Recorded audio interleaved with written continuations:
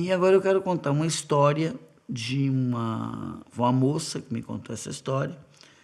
Ela aparentaria se ter uns 40 anos aproximadamente, então já não tão moça, não é?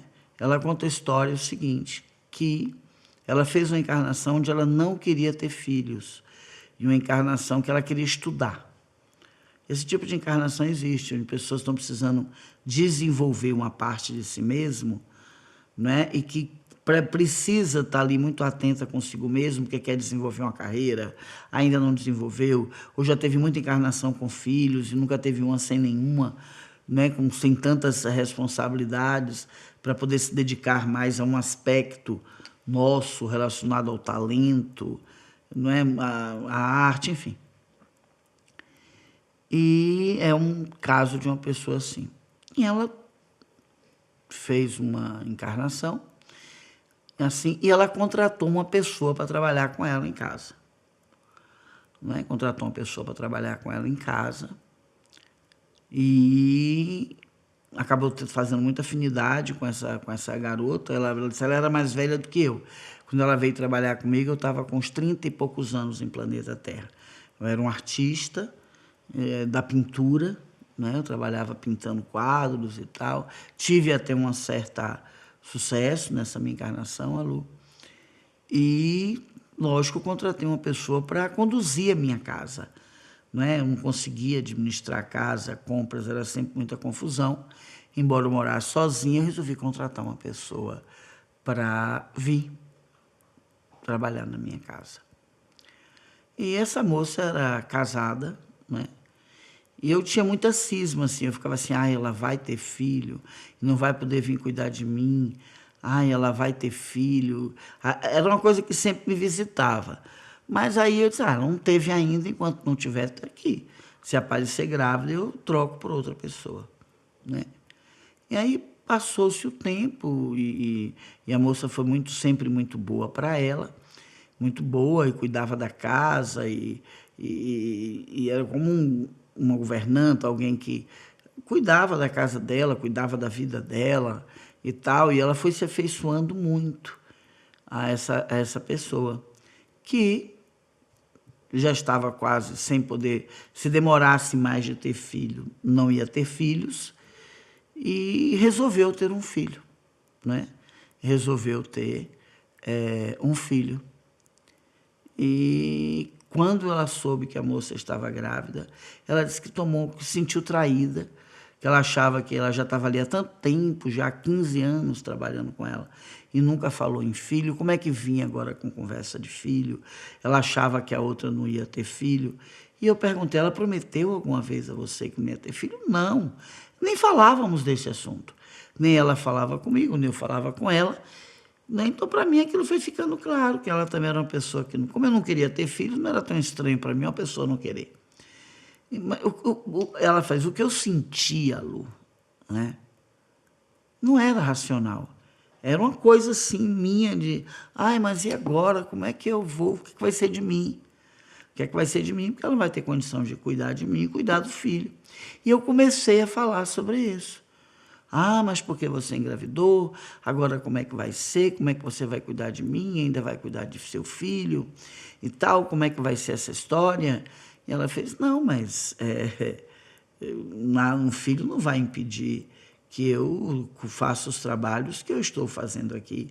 É claro que quando eu tiver neném, eu vou tirar umas férias, né? Eu já estou aqui há 16 anos com você, nunca consegui tirar umas férias inteiras, sempre foi muito 3 dias, depois mais 4, depois mais 10, porque você sempre precisou muito de mim, eu estive ao seu lado o tempo todo. Isso a outra me contando a história. E realmente era assim, ela foi muito dedicada a mim. Falei, só que agora eu vou pedir a você que me dê aí uns 2 meses, quando eu for ter neném, não é? E eu não disse nada na hora. Eu não disse nada, fiquei muito aborrecida, não disse nada, continuei a tocar a minha vida. Ela estava grávida ali e algumas vezes eu olhava para a barriga e fazia assim, bem que esse menino não podia nascer, né? Ela já está com essa idade, se esse menino nascer, será? Tomara que esse menino não nasça. E eu olhava para ela assim, ainda tem uma dor aqui quando eu lembro dessa história. E eu olhava para ela assim, eu não estou ali para julgar, não. Ninguém, nem ali, nem em lugar nenhum, a gente não deve julgar as pessoas, né? É que tem coisas que a gente ouve que mexe com a nossa dignidade. E ela disse que estava assim e tal. E foi, e acabou que ela teve. Nasceu a criança e o menino nasceu doentinho.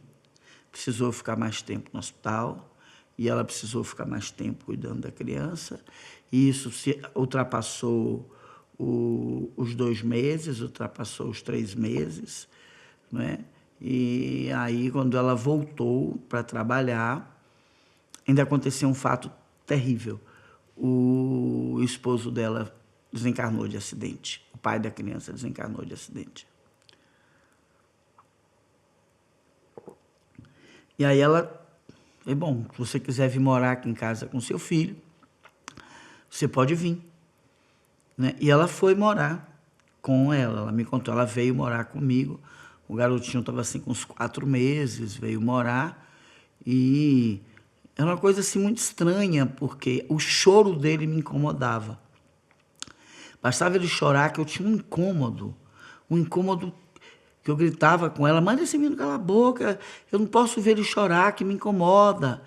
E pelo meu ego naquele momento, eu entendi que esse incômodo era porque estava me atrapalhando, era porque eu estava dividindo a minha atenção, né, a atenção dela para comigo, ela estava tendo que parar de fazer as coisas que ela fazia para poder cuidar do menino.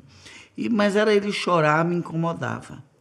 Passou um tempo, ele realmente era uma criança muito doentinha, não é? Pegou dessas doenças de criança, sarampo, catapora, você não sabe quanto isso me irritou, eu fiquei nervosa, entendeu? Nervosa, não é? Como que aquele menino estava na minha cara. E eu entendia o nervoso assim, Lu. Por que esse menino está aqui, vai ter sarampo, daqui a pouco vai passar isso para mim? Por que eu estou vivendo isso na minha vida? Eu vou mandar essa empregada embora, eu vou mandar, não estou aguentando. E ela disse que dava nos nervos dela, e como ela estava muito ligada ao ego, volto a repetir, ela não sabia, não soube traduzir o sentimento dela naquele momento, né? E aí foi, até que ela não aguentou. Fez, olha, eu vou ter que lhe mandar embora, porque esse seu menino, se acontece qualquer coisa, se ele chora, se ele tem qualquer coisa, me irrita muito, eu fico mal, e eu não estou aguentando mais também isso, e mandou essa mulher embora. Ela voltou para o interior para morar com a família, e ela não viu nunca mais. Quando ela desencarnou, esse menino tinha sido filho dela em outras vidas também, né?